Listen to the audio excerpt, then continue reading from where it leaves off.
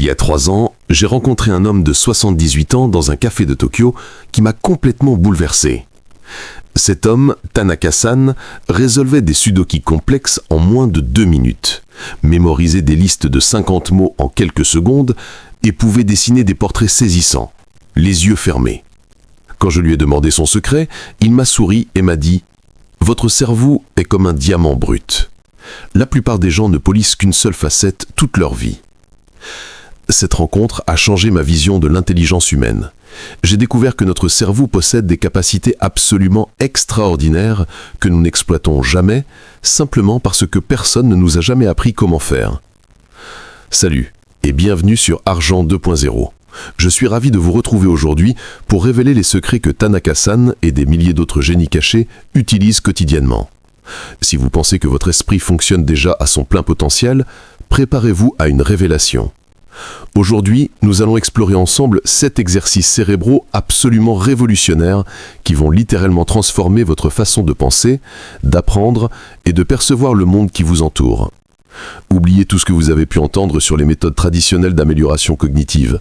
Fini les conseils banals sur la méditation ou les exercices de respiration qu'on retrouve partout. Non. Aujourd'hui, nous plongeons dans des techniques scientifiquement prouvées, mais surtout ludiques et passionnantes, qui vont rendre votre esprit plus sain, plus vif, plus concentré et extraordinairement plus performant. Ces exercices ne sont pas seulement des défis amusants, ils sont basés sur des décennies de recherche en neurosciences et ont fait leurs preuves auprès de millions de personnes à travers le monde. Chacun d'entre eux cible des aspects spécifiques de votre fonctionnement cérébral, la vitesse de processement de l'information, la concentration, la mémoire de travail, la coordination psychomotrice et même votre capacité à créer de nouvelles connexions neuronales. Vous pensez déjà avoir un esprit particulièrement aiguisé ? Parfait, c'est exactement l'attitude que j'aime voir. Mettons immédiatement cette confiance à l'épreuve avec ces exercices progressifs et découvrons ensemble jusqu'où nous pouvons repousser vos limites mentales. Croyez-moi, à la fin de cette vidéo, votre cerveau ne fonctionnera plus jamais de la même manière. Alors, êtes-vous prêt à embarquer dans cette aventure cognitive extraordinaire ? Restez bien jusqu'à la fin, car le dernier exercice pourrait littéralement changer votre rapport à la technologie et à votre propre mémoire. Exercice numéro 1, la table de Schultz, le défi de la vision périphérique. Commençons fort avec un exercice qui va mettre à rude épreuve vos capacités de processement visuel et votre attention sélective. La table de Schultz n'est pas qu'un simple jeu. C'est un outil puissant utilisé par les pilotes de chasse, les chirurgiens et les athlètes de haut niveau pour développer une vision périphérique exceptionnelle et une rapidité de processement de l'information hors du commun. Le principe est d'une simplicité trompeuse. Vous allez voir apparaître à l'écran une grille de 5 par 5 cases contenant les nombres de 1 à 25 disposés de façon complètement aléatoire. Votre mission, si vous l'acceptez, consiste à fixer votre regard exclusivement sur le chiffre situé au centre de la grille, puis à retrouver et identifier tous les nombres dans l'ordre croissant, de 1 à 25, en moins de 30 secondes chrono.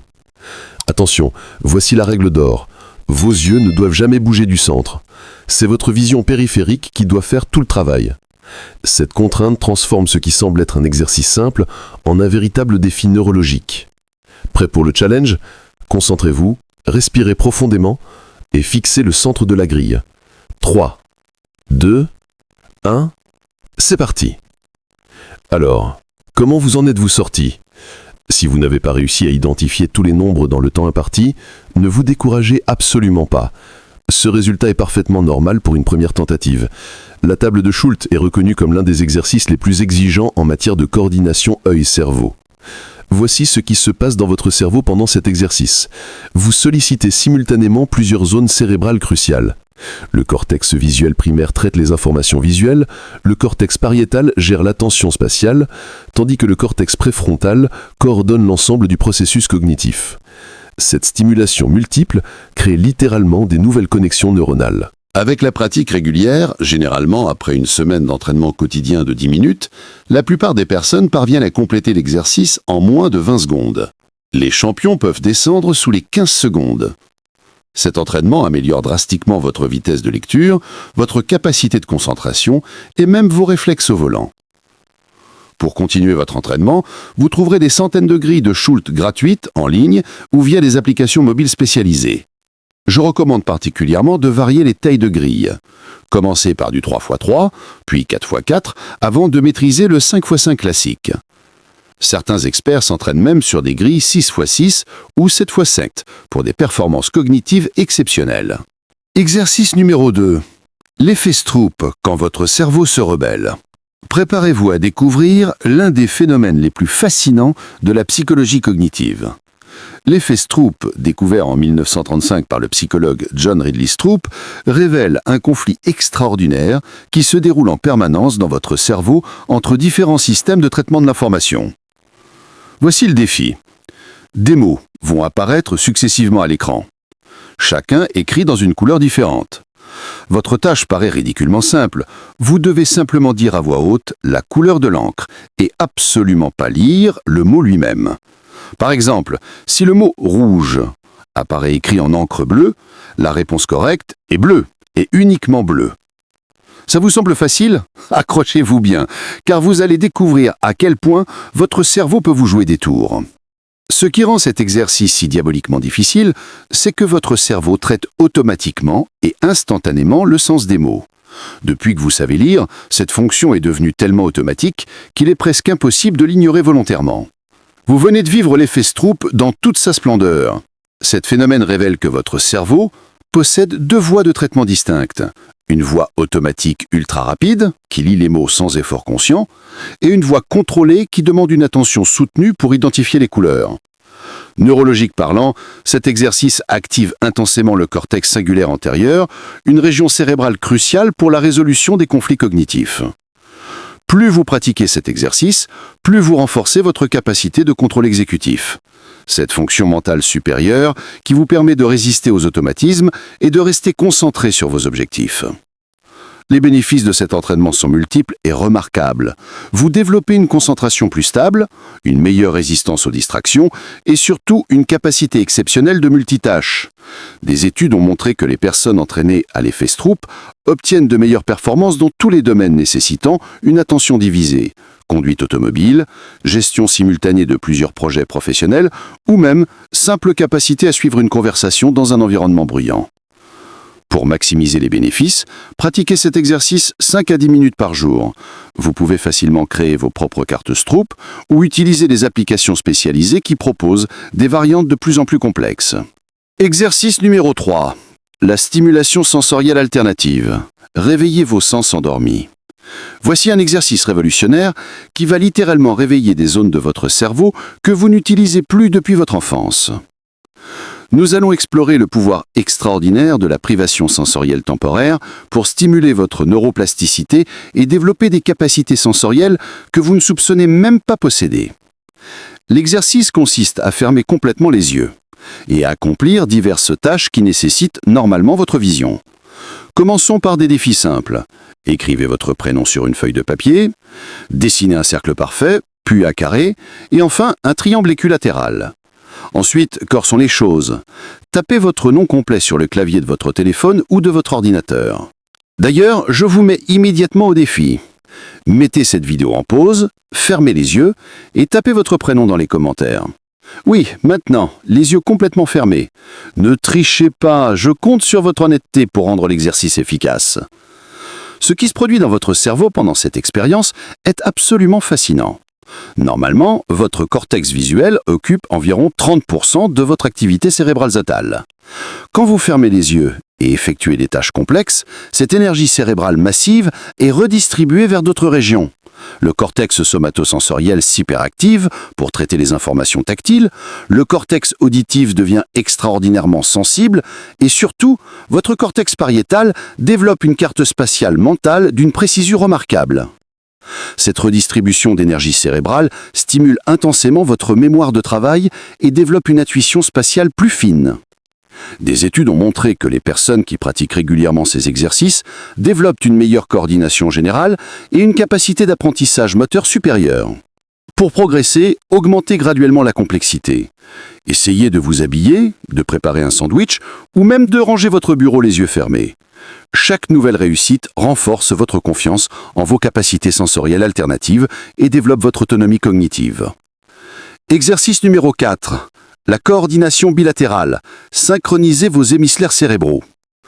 Préparez-vous à un défi de coordination qui va mettre à rude épreuve la communication entre vos deux hémisphères cérébraux. Cet exercice, apparemment ludique, cache en réalité un entraînement neurologique d'une sophistication remarquable. Voici la mission.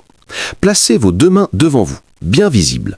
Avec votre main droite, formez le signe Peace, l'index et le majeur tendus en V.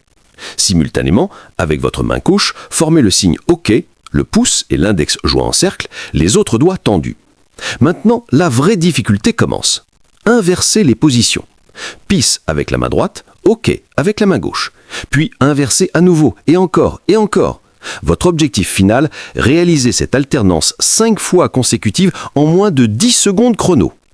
Tentez l'expérience maintenant. Je vous garantis que c'est infiniment plus compliqué qu'il n'y paraît. Ce qui rend cet exercice si déstabilisant, c'est qu'il sollicite intensément le corps calleux, cette autoroute de 200 millions de fibres nerveuses qui connectent vos deux hémisphères cérébraux. Normalement, vos mains fonctionnent de manière asymétrique. Chacune est contrôlée principalement par l'hémisphère opposé. Cet exercice force une coordination bilatérale complexe qui demande une synchronisation parfaite entre les deux moitiés de votre cerveau. Neurologiquement, vous entraînez votre cerveau à maintenir simultanément deux programmes moteurs différents tout en les alternant rapidement. Cette capacité de multitâche moteur se transfère ensuite vers de nombreuses activités quotidiennes, conduite automobile, pratique d'instruments de musique, sport nécessitant une coordination fine et même certaines tâches professionnelles complexes.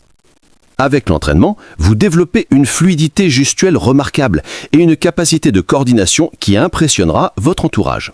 Plus important encore, vous renforcez la plasticité de votre système nerveux central, le rendant plus adaptable et plus efficient.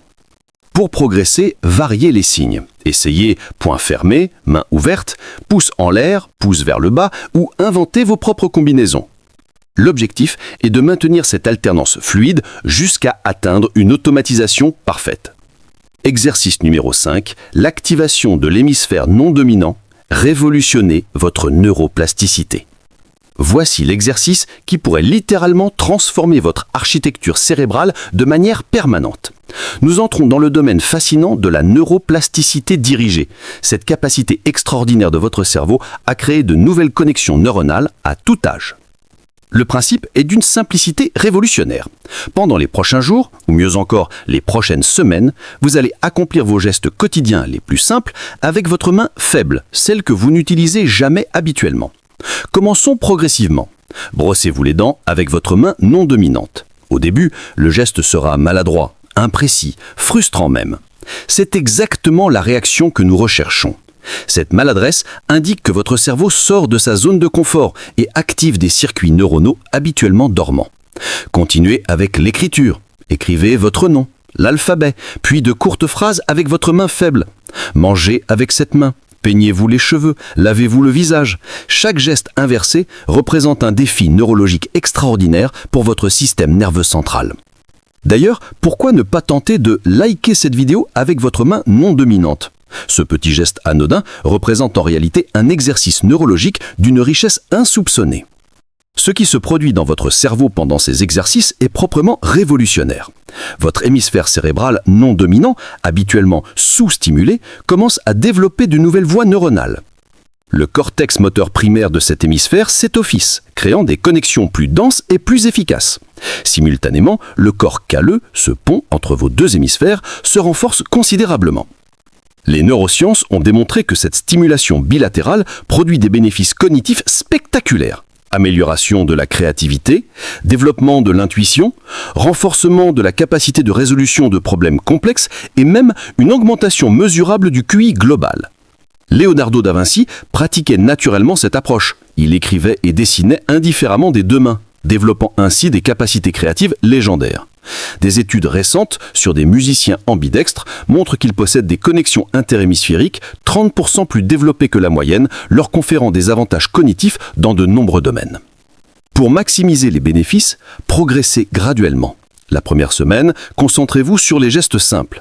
La deuxième semaine, tentez des activités plus complexes. Découpez des aliments, dessinez des formes géométriques ou même jouez à des jeux vidéo avec votre main faible. L'objectif n'est pas de devenir parfaitement ambidextre, C'est de créer suffisamment de nouvelles connexions neuronales pour enrichir définitivement vos capacités cérébrales globales. Chaque nouvelle synapse créée représente une amélioration permanente de votre potentiel intellectuel. Exercice numéro 6, l'entraînement cérébral ludique. Choisissez vos défis mentaux. Entrons maintenant dans l'univers passionnant des jeux cérébraux stratégiques. Contrairement aux idées reçues, tous les jeux ne se valent pas en termes de stimulation cognitive. Aujourd'hui, nous allons apprendre à distinguer les véritables outils de développement cérébral des simples passe-temps addictifs qui ne développent aucune capacité cognitive transférable. La différence fondamentale réside dans la complexité cognitive exigée. Les jeux comme Candy Crush ou les jeux de match 3 classiques activent principalement les circuits de récompense dopaminergiques sans développer de véritables compétences cognitives. Ils procurent un plaisir immédiat, mais n'entraînent aucune amélioration durable de vos performances mentales. A l'inverse, choisissez des défis qui sollicitent réellement vos fonctions exécutives supérieures. L'échec développe la planification stratégique et l'anticipation. Le sudoku renforce la logique déductive et la mémoire de travail. Les mots croisés enrichissent votre vocabulaire et stimulent la mémoire sémantique. Les puzzles complexes améliorent la reconnaissance de forme et la rotation mentale. Des plateformes comme Lumosity, Peak ou Elevate proposent des programmes d'entraînement scientifiquement conçus qui ciblent des fonctions cognitives spécifiques. Ces applications mesurent vos progrès, adaptent la difficulté à votre niveau et proposent des exercices variés pour éviter l'accoutumance. Mais attention à ne pas tomber dans le piège de la surspécialisation. L'idéal consiste à varier constamment les types de défis pour solliciter l'ensemble de votre potentiel cérébral. Alterner entre jeux de logique, exercices de mémoire, défis de vitesse de traitement et problèmes de raisonnement spatial. Une approche particulièrement efficace consiste à programmer des sessions cérébrales quotidiennes de 15 à 20 minutes, idéalement le matin, quand votre cerveau est le plus réceptif. Commencez par 5 minutes d'échauffement, avec un exercice familier, puis 10 minutes de défi intense dans un domaine où vous souhaitez progresser, et terminez par 5 minutes de consolidation avec un exercice que vous maîtrisez bien. Des études longitudinales montrent que cette pratique régulière améliore significativement les performances dans des tâches cognitives variées, bien au-delà des jeux eux-mêmes. Les bénéfices se transfèrent vers la résolution de problèmes professionnels, l'apprentissage de nouvelles compétences et même la prise de décisions complexes dans la vie quotidienne. L'objectif n'est pas de devenir un champion de jeux cérébraux, mais d'utiliser ces outils comme un gymnase mental pour développer un cerveau plus agile, plus créatif et plus performant dans toutes les situations de la vie. Exercice numéro 7. L'indépendance cognitive, libérez votre mémoire naturelle. Nous arrivons à l'exercice le plus crucial et peut-être le plus révolutionnaire de notre parcours. Reconquérir votre indépendance cognitive face à l'omniprésence technologique. Cet exercice ne consiste pas à rejeter la technologie, elle reste un outil formidable, mais à redonner à votre cerveau naturel le rôle principal qu'il mérite. Observons honnêtement nos habitudes quotidiennes. Combien de numéros de téléphone connaissez-vous par cœur?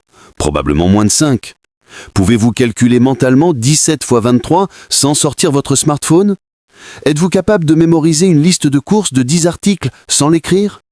Si ces défis vous semblent difficiles, c'est que votre mémoire naturelle s'est atrophiée par manque d'exercice.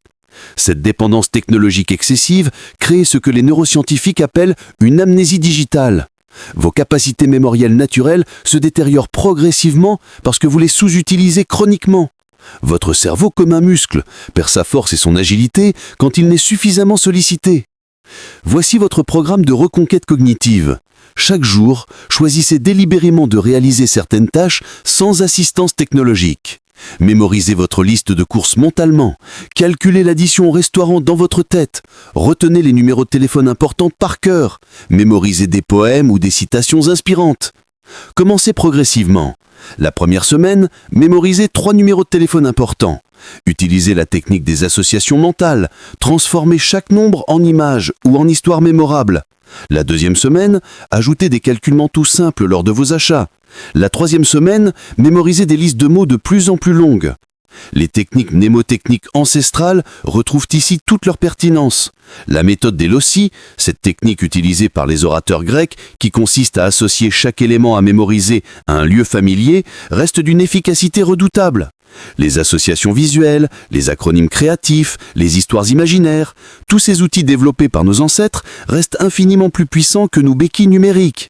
Les bénéfices de cette reconquête sont spectaculaires. Votre confiance en vos capacités intellectuelles se renforce considérablement.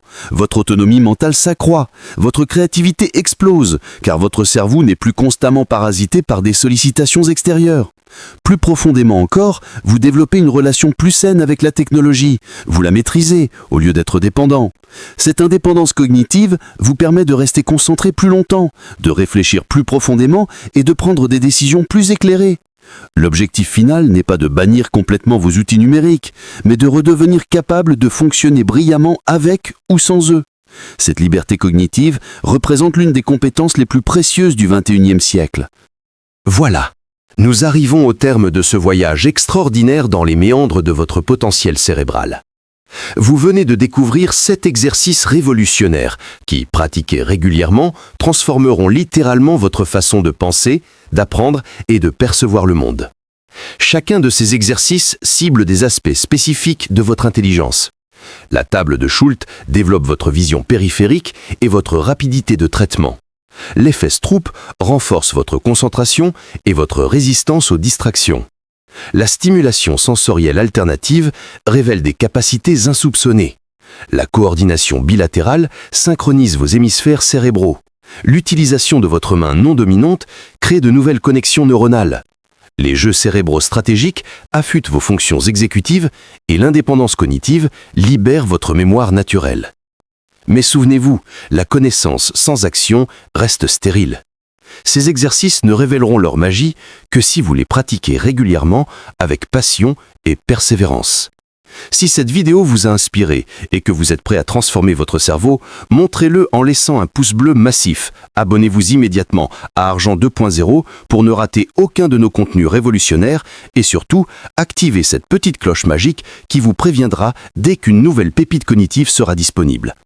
Mais avant de partir, j'ai une curiosité dévorante. Dites-moi absolument en commentaire quel exercice vous avez préféré, lequel vous a semblé le plus difficile et surtout, lequel vous comptez intégrer dans votre routine quotidienne. À très bientôt pour de nouvelles aventures cognitives extraordinaires et d'ici là, restez éternellement curieux.